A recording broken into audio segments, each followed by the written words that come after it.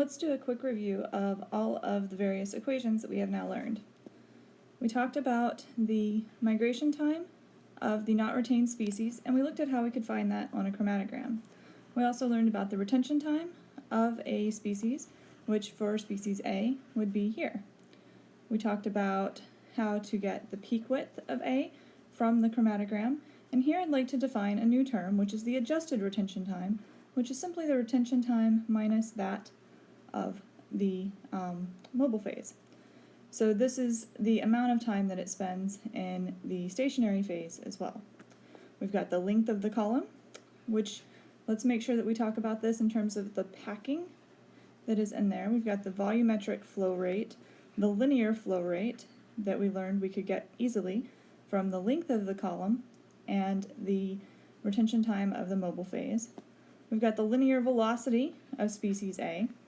We've got the stationary phase volume, concentration of A in the mobile and in the stationary phase, which is indicated by the subscript on these parameters. We've got the retention factor, which is lowercase k, which we can get straight from the chromatogram by subtracting the retention time, or by subtracting the retention time of the mobile phase from the retention time of the analyte and dividing that parameter by the retention time in the mobile phase. We've got the distribution constant, which is capital K, which we can get from the retention factor and the volumes in the mobile and stationary phases.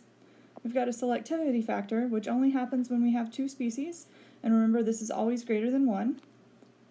The resolution, which we can find easily from a chromatogram, and I'm going to ask you to revisit the example from one of the last lectures.